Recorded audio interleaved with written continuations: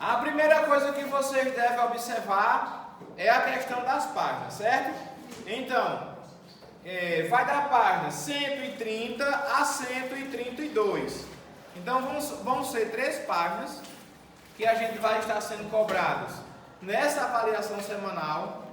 Durante esse período que a gente vai ficar aqui, eu vou passar para vocês alguns pontos e que eu daria como sugestão que vocês anotassem no caderno esses pontos. Eu acredito que vão ser uns 7 ou 8 pontos que são necessários para vocês realizarem essa prova de vocês. A primeira observação com relação ao AVS, ou o primeiro ponto de observação, é a questão do sujeito em transformação. Então, o tempo todo, durante esse semestre, nós iremos estar justamente abordando essa logística. O que seria um sujeito em transformação?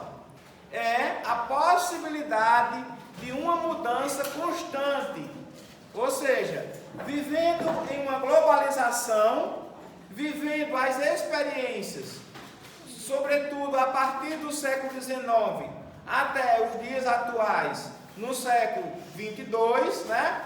Nós temos essa logística de quê? De compreender as diversas e múltiplas transformações que aconteceram no sujeito vivendo em sociedade.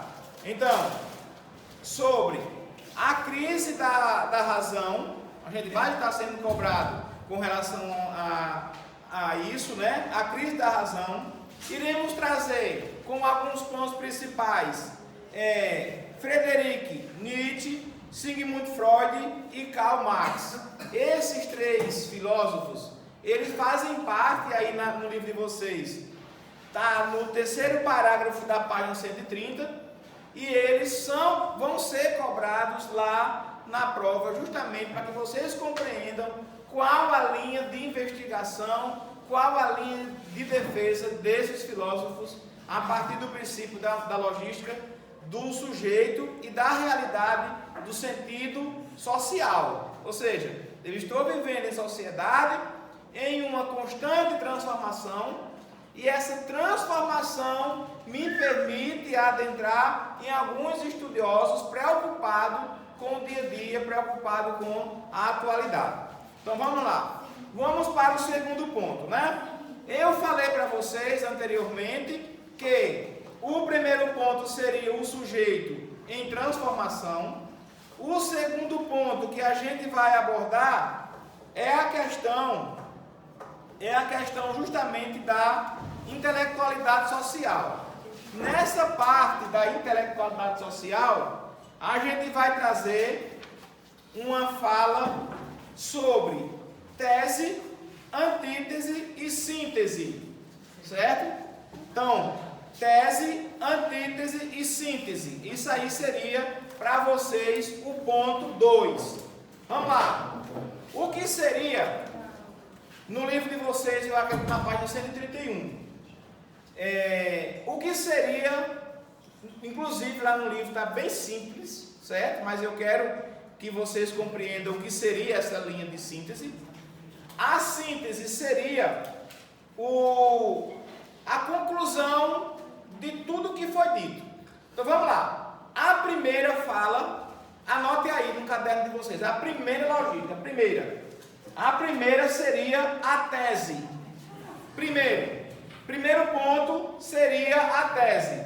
Nós estamos falando, Laura, lá no materialismo dialético. Você vai achar isso aí no livro de vocês. Aí está falando lá, você vai colocar lá, tese.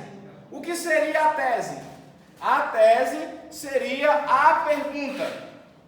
Tese, você pode até colocar aí, tese é igual a pergunta.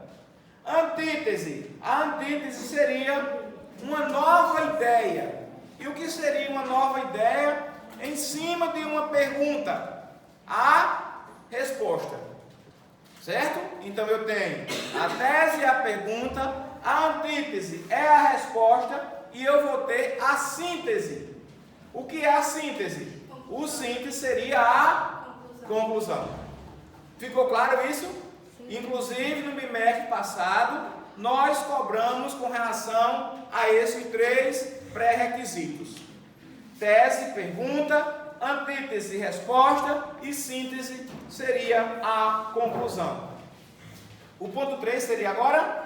Ponto 3. No ponto 3, eu vou querer que vocês explorem os avanços tecnológicos defendidos pelos filósofos Karl Marx e Friedrich Engels. Qual é essa logística ao eu me debruçar com relação a esses 2 filósofos da Alemanha, né? Qual a classificação? Estamos trabalhando uma questão da contrariedade de sentido social, ou seja, esses 2 filósofos, eles foram os principais filósofos da época preocupados com a atualidade da sociedade, ou seja, as máquinas, elas estão substituindo o homem. O termo escravo mudou só de sentido, porque agora não tem mais uma linha de escravo, mas tem uma linha chamada uma linha de empregados, que aí nós iremos levar para o contexto capitalista. Então, esses dias, inclusive, eu vi uma coisa que, se alguém me falasse, eu não ia acreditar, mas só que eu vi, foi uma máquina, né? Na verdade um drone inteligente, colhendo maçã em um pomar, colhendo maçã.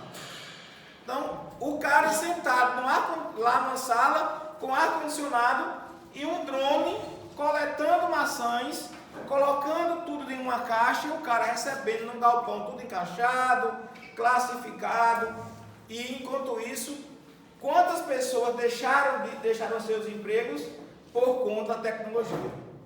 Isso é negativo? Sim.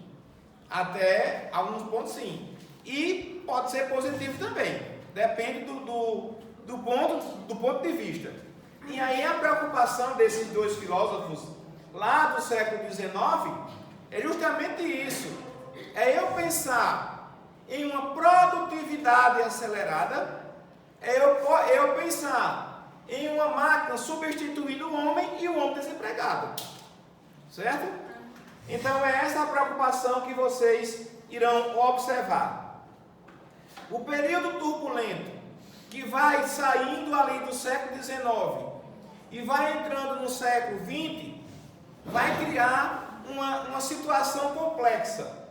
Que situação complexa é essa? Lá no livro de vocês, está na página 130. É a chamada crise da razão. O que seria essa crise da razão? O avanço tecnológico, ele começa a ser tão acelerado, ao ponto da identidade humana ser descartada. Entendeu? O ser humano não quer mais pensar, porque pensa no trabalho, não quer refletir, não quer mais criar um texto, quer pegar o texto feito da internet. Certo? E um detalhe importante que eu estou frisando, nas outras turmas, por exemplo, eu abordei essa temática, foi o seguinte: na hora de um Enem, não vai ter uma máquina pensando por você, não vai ter um celular.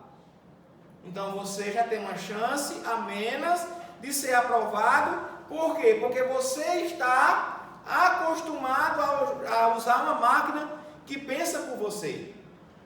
Certo? Mais tarde, a gente vai precisar fazer um concurso. E lá no concurso não tem uma máquina que responda às suas perguntas. Então, essas preocupações, principalmente a partir do século XX, e sobretudo nos dias atuais, é algo preocupante. As pessoas não querem mais ler. Há quem goste de livro, claro que em todas essas situações há as raríssimas exceções, né? As pessoas não querem mais ler. A galera quer entender o conteúdo de um livro como? Tem aplicativo que lê e você escuta.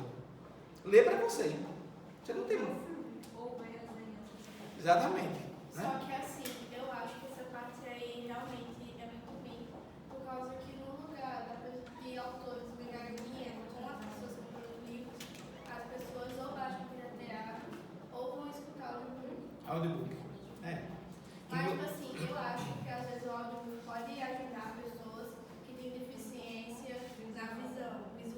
entender. Aí não conseguem ler. Aí eu acho que isso aí pode ajudar muito. Pronto. Qual o ponto agora seria? O ponto 4? O ponto 4 nós iremos trabalhar o materialismo histórico, certo? Ponto 4, vocês leiam e releiam sobre o que foi o materialismo histórico, quem foi os caras responsáveis por essas ideologias históricas, né? O nome em si já diz, materialismo histórico. Então eu estou dentro do materialismo. O que é o materialismo? O materialismo é esse algo palpável, né? As ferramentas que se usam na sociedade atual do momento. E quando eu estou passando para um contexto do materialismo histórico, é quando eu estou trocando as ferramentas, usando outros mecanismos que substituem aquilo que eu usava anteriormente. Por exemplo, uma máquina hoje que nós temos, né, é celular. O celular antigamente, né, fazia algo extraordinário, que era mandar mensagem, né? Mandar mensagem, fazer ligação. Eram essas duas coisas principais que o celular ele começa a ter essa ideia de comunicação, mensagem, né? E ligação. Hoje o telefone ele é mais completo do que muitas vezes um computador. Então a tecnologia ela passa por esse processo muito acelerado e que na maioria das vezes nós não conseguimos acompanhar. Então nós estamos nesse processo de um aceleramento tecnológico tão grande que não estamos conseguindo acompanhar. E isso é preocupante, né? Isso é preocupante. Vou trazer para vocês uma abordagem também de Nietzsche, né? Ele vai ser, eu acho que seria o quinto ponto, Amanda? Quinto ponto, sim. O quinto ponto seria uma abordagem sobre Nietzsche. Eu vou querer que vocês leiam aquela parte do livro que fala sobre a sua vida, a sua biografia, os seus livros, sobretudo os seus livros também, que eu vou cobrar isso lá no texto. E Nietzsche, ele é filho, né? Ele foi filho de cristãos e ele vai ser contra a essa contextualidade do cristianismo.